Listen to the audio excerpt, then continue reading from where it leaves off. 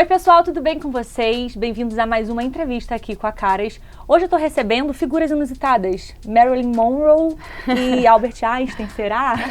Será? Será? Não, gente, não é, mas temos aqui Amanda Costa com a gente e também Cássia Scapim, que estão numa peça fazendo esses personagens, não é mesmo? Queria primeiro agradecer a vocês por estarem aqui pra gente falar um pouquinho mais sobre esse projeto, mas a primeira pergunta que eu queria fazer pra vocês é contar um pouquinho sobre a peça antes de como aconteceu esse encontro entre vocês e a peça também. Tá mais à frente. Então é o encontro inusitado dessas 4 figuras icônicas do século XX no quarto de hotel em Nova York, onde o Albert Einstein tá hospedado. Só que eles não têm um nome, não existe o nome. É a atriz, o professor, o jogador e o senador. E então traz o dilema dessas figuras para também trazer a questão da insignificância. Que é o nome da peça. Que é o nome da peça. Dessas questões que às vezes a gente fica tão perdendo tempo, né? E de como você também se coloca no mundo e de como esses personagens também são manipulados. O autor, ele usa desse recurso, uma metáfora que o autor usa, ele usa esses 4 personagens icônicos, tanto que eles não têm os nomes dos personagens, nem Albert Einstein, nem Joy DiMaggio, nem Marilyn Monroe, nem MacArthur, para identificar numa sociedade quem são esses ícones e o que esses ícones simbolizam de fato para essa sociedade, como que esses ícones movimentam a sociedade. É uma representação. Né? É uma representação. Você tem a ciência, você tem a indústria da cultura, você tem a política e você tem a mídia, que é o esporte. Né? Então, como é que estas forças elas se interligam, se interdependem para poder tocar um raciocínio de poder que está além do conhecimento. É uma peça bem reflexiva, né? Bem reflexiva. São muitas camadas, né? Apesar de ser uma comédia, é uma comédia quase que escrachada, a não ser pelos momentos onde o autor ele opta por fazer um local mais sensível, uma profundidade no íntimo dos personagens, que existiram mesmo, porém sem identificar exatamente que são esses personagens e que nos remete às nossas próprias relações. Sim, representando a gente, como vocês mesmos falaram. No e indivíduo. É muito atual, é totalmente atual. Total, na época que a gente tá... Inclusive, eu queria até falar um pouquinho mais sobre isso, mas antes saber um pouquinho como é que foi esse encontro de vocês com a peça, assim, em que momento vocês receberam um convite, vocês ficaram sabendo da insignificância, como é que foi isso? Não, foi um convite do produtor e idealizador, o Rodrigo Velloni, que está com esse texto há 10 anos. Ele já tinha feito um outro texto desse mesmo autor, do Terry Johnson, né, que o Cássio até fez parte, o Histeria. Que era o Histeria, eu fazia o Dali. O autor tem essa característica de sempre colocar personagens icônicos, por exemplo, no Histeria era o encontro do Dali com Freud. Né? Então sempre tem esta característica o autor. E esse encontro nesse outro espetáculo aconteceu, né, Cássio? Esse nunca aconteceu. Então foi um convite do Rodrigo. E você também que está desde eu tô há 2 ou 3 anos já nesse projeto com o Rodrigo, que a gente já tinha, ele me convidou também há 2, 3 anos atrás, falou, gostaria que você fizesse o Einstein, e eu vim acompanhando esse processo da batalha do Rodrigo de fazer essa produção que está incrível, né? Impecável. Você faz o Einstein. Sim. E você a Marilyn Monroe, né? Ainda bem que não é o contrário. Já pensou, imagina, aí sim. Como que funcionou assim a preparação de vocês para fazer esses personagens que são personagens muito icônicos, assim, né? Um cientista que marcou muito o mundo, uma atriz, cantora, símbolo ali sexual, como que foi isso? Foi bem desafiador, assim, eu vou falar por mim, acho que por todos nós, porque o texto é desafiador, a estrutura do texto é muito desafiadora e não são eles, mas são eles, porque lógico, as pessoas vão lá para ver a Marilyn Monroe, para ver o Einstein, o Joy DiMaggio, que não é muito conhecido, uma figura muito conhecida, e o MacArthur também não, que né, o senador. Não são, essas são duas figuras que não são tão conhecidas, mas o Einstein e a Marilyn Monroe são muito marcantes, né? Só que é o lado B deles. Então, se você vir ali no espetáculo, acompanha a estrutura da Marilyn Monroe. Dá uma pincelada, sabe, na personalidade dela em vários aspectos.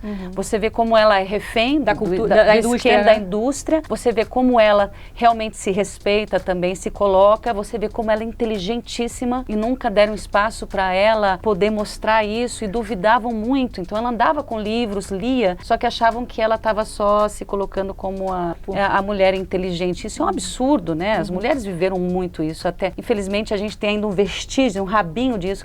Isso está mudando, graças a todas nós, né? Sim, isso é verdade. Então, essa luta diária da gente. E então aí esse processo foi de trazê-la, só que não ela, mas eu não podia deixar de trazer essa Marilyn todo mundo conhece, que é das câmeras, porque os amigos dela mesmo diziam que ninguém conhecia a Marilyn fora das câmeras, né? A voz dela era diferente, então ela usava a voz dela, assim, eu peguei uma gravação que eu escuto, consigo ouvi-la mais solta, eu falo, uou, nossa, é mais solta, mais debochada, e aí foi um processo para mim difícil, porque eu já interpretei Bibi Ferreira, Carmen Miranda, e eu tenho falado isso nas entrevistas, assim, tentei fazer um caminho parecido, que me serviu, só que depois não serviu mais. Mas foi preciso então andar foi diferente por aí. toda essa porque como o texto não tem essa característica, na verdade, de biografia, biografia, ele não é um texto biográfico. A vida pessoal desses personagens não está em primeiro plano. Algumas pinceladas, sim.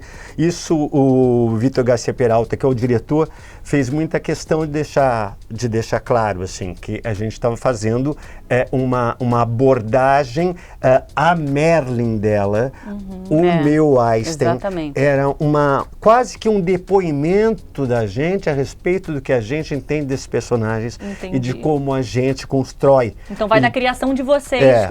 O Vítor deixou essa liberdade, ele conduziu com esta possibilidade para que a gente pudesse fazer esse tipo de criação. Mesmo o McCarthy, que é menos conhecido, o Joey DiMaggio, que também é o marido da Marilyn, que no Brasil é pouco conhecido, mas nos Estados Unidos era um ícone. E então a gente teve essa possibilidade mais ampliada por não ter esta preocupação do realismo biográfico, né, do dado biográfico, que seria muito mais complicado, principalmente nesse texto, que às vezes chega quase a ser nonsense. Não, e é muito bom. Aí vem o diretor, né, que é o Victor, e a Vivienne também, Vivian Bocup. Vivian Bocup, que vão puxando a gente, né? Não, opa, aqui, vai aqui. Não, tá aqui, tá demais. Dando aquela pinceladinha. Exatamente, estão conduzindo e que nos ajuda muito, porque esse momento de criação, ele é bem maluco, né? A gente... Sim. E é o que fica é o que você vai levar para o espetáculo. E sem contar que a gente tem um texto que fala sobre ciência, faz paralelos da tua existência com o mundo científico, né? de que você existe a partir de alguns outros movimentos que independem da tua vontade, né? Mas que não independem da tua ação. Então é uma peça que tem muito pano para manga, dá muito o que pensar. Não, muito. E assim, a Marilyn Monroe vai para explicar a teoria da relatividade para ele. E também vai com a intenção de ter uma noite, né? Uma experiência com ele também, nesse então a gente vê vários lados dos personagens. E aí o que acontece, o que a teoria da relatividade diz, é que tudo depende do ponto de vista do observador. Então, dois observadores podem ver a mesma coisa, só que vai ser diferente para cada observador. Então, como a gente também se vê, como eu vejo você, como você me vê, né, e como eu me vejo. Então traz isso também, é muita coisa, são muitas camadas o espetáculo. Como que foi para você se preparar para o Albert? Pois é, eu fiz uma pesquisa grande, eu comecei a ler um livro, uma biografia famosa do Einstein, não vou citar, porque eu achei chato pra burro. Não recomendo, então. Não, eu recomendo para quem é estudioso de física, para quem é estudioso de ciência, é uma maravilha. Para quem não curte, gente. Para quem tem essa dificuldade de entendimento em exatas e em questões objetivamente científicas, das palestras que ele dava, das discussões teóricas que ele tinha, dos embates que ele tinha com outros cientistas, é muito árdua. Aí eu li um livro que é Diários de Viagem do Einstein na América do Sul. O Einstein tem alguns diários de viagem, tem na América do Sul, tem na África, tem na Índia, e ele era uma pessoa muito engraçada, porque são diários dele. Ele escreveu, não é alguém que escreveu para ele. Essas cartas foram recolhidas, esses textos foram recolhidos. Então ele vinha para o Brasil e o grande barato dele de fazer grandes viagens é que ele poderia ficar isolado do mundo durante algum tempo, né? Então ele vinha no navio, mas só que no navio ele já começou a encontrar os argentinos, que ele vinha para a Argentina para dar a primeira palestra. O Brasil, nessa época, não era nem um pouco interessado pela teoria da relatividade. Foi uma ação da escola do Rio de Janeiro, de ciências, que conseguiu arrastar o Einstein para cá, mas o Einstein detestou estar na Argentina, apesar de ter sido acolhido pela comunidade judaica, que o Einstein é judeu, ter sido bem acolhido pela comunidade judaica, mas ele se referia aos argentinos como macacos de smoking. Então, isso era um homem genial, mas acontece que você tem que guardar o dado período histórico. Né? Ele, ao mesmo tempo, ele foi um cara que estudou Spinoza. Toda a teoria da relatividade é inspirada no Spinoza. Ele parte de uma filosofia que o moveu a ter esse tipo de comportamento e de olhar para o universo de uma outra maneira, né? De uma maneira mais filosófica, na verdade. A física... De uma forma filosófica. De uma forma mais filosófica. E eu li isto, mas não me inspirei em comportamento físico, porque tem filmagens do Einstein, mas ele era sempre muito reservado.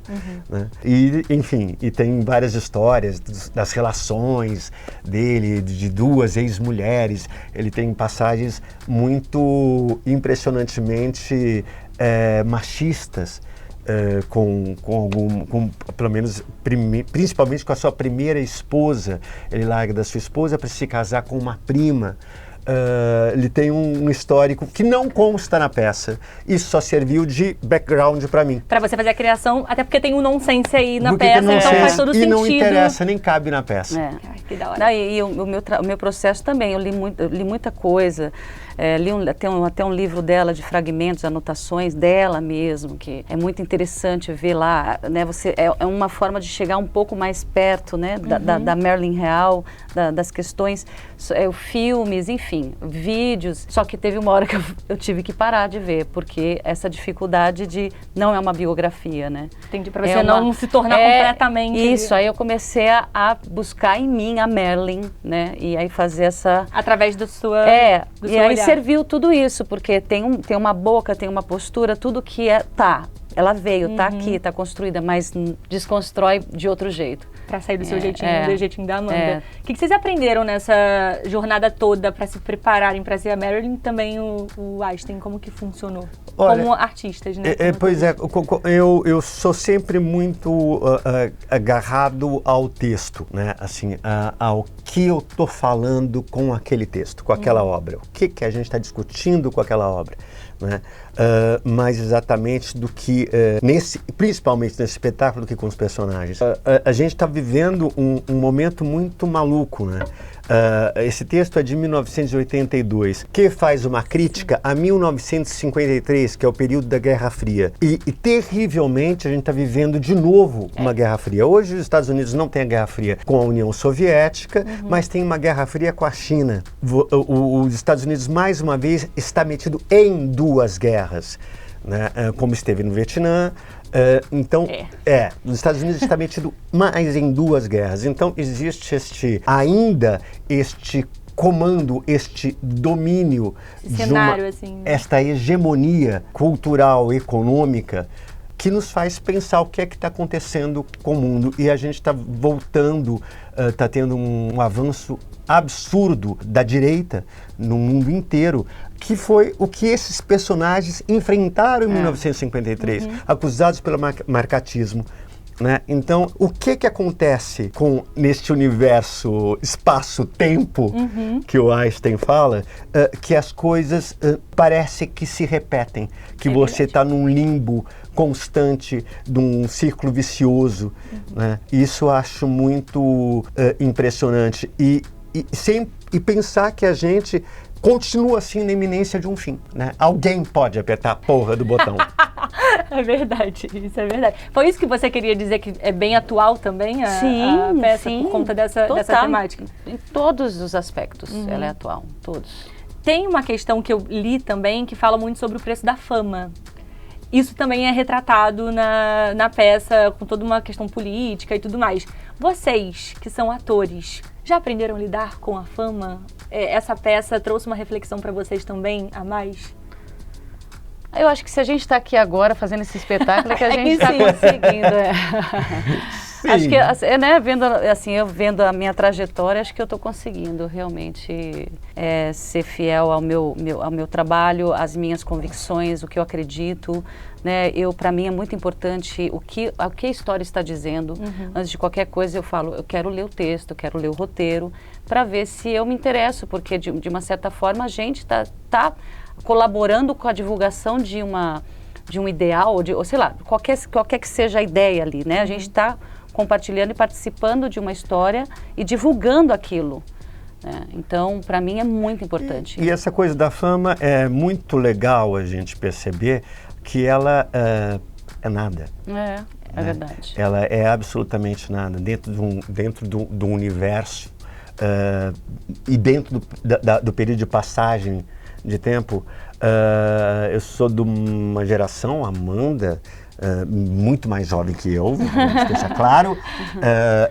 A gente teve contato com gente muito famosa, que foi muito importante e cai no apagamento da história, né? Isso inevitavelmente vai acontecer.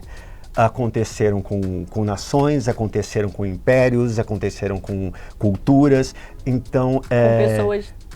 Com pessoas. Então, a questão da fama, ela é muito frugal, ela é muito banal e ela sucumbe. Ela sucumbe. E a existência, o caminho que você faz, o que você leva com você, isso não sucumbe com você. A gente não sabe exatamente para onde vai, o que acontece, mas ela serve para você e ali. Mas a fama, de pouco.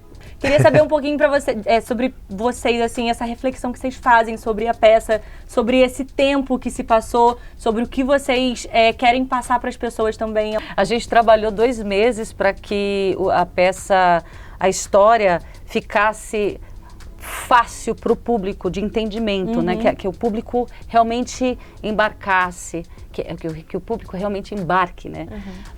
Na história. Então a gente fez todo esse trabalho para desenhar bem essas figuras e deixar bem claro o que está sendo dito ali, né?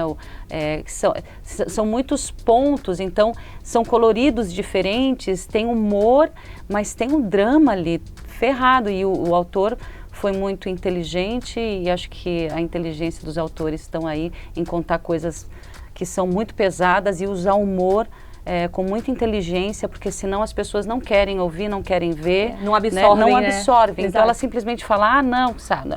Então com humor você consegue chegar nessas pessoas que infelizmente não têm essa abertura para ver as coisas que realmente são importantes serem vistas, para que haja uma mudança, para que haja um refletir, né, dentro dessas questões. Essa peça, ela tem vários tiros, ela tem várias mensagens, várias temáticas assim, e né? várias flechadinhas para as pessoas. Tem um textinho de uma frase que o Einstein fala, que é: enquanto as pessoas viverem sob a sombra da beleza absoluta e da sabedoria absoluta, nunca vão questionar o absoluto do absoluto, que é o poder daqueles que não estão visíveis. Né? Então, a gente é manipulado, a gente é dominado por alguma coisa que por poderes que sequer a gente acredita que estejam no poder. Né? Então, que a gente fique muito atento, né? E que a gente possa mudar as coisas sempre.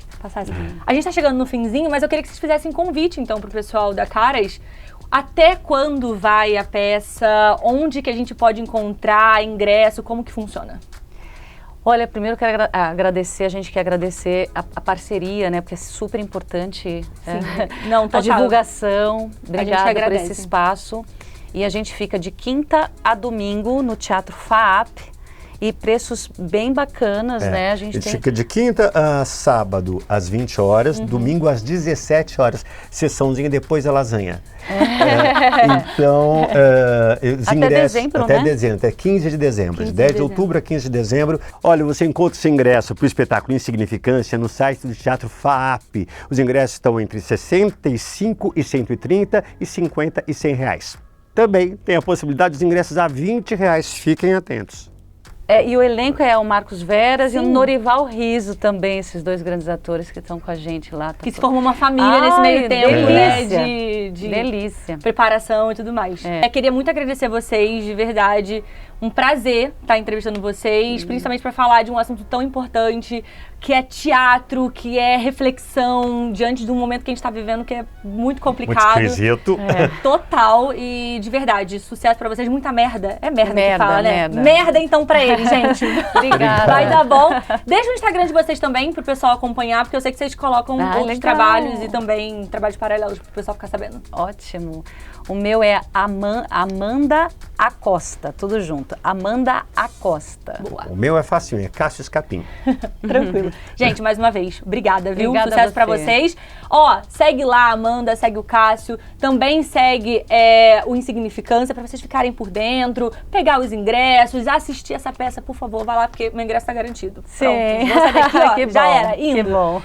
Um beijo pra vocês, obrigada também por ter assistido aqui a Caras e também siga a Caras Brasil, né? Porque vem muito mais entrevista por aí. Fica o convite pra vocês retornarem. Fechou? Obrigado. Beijo, obrigada. Tchau, tchau.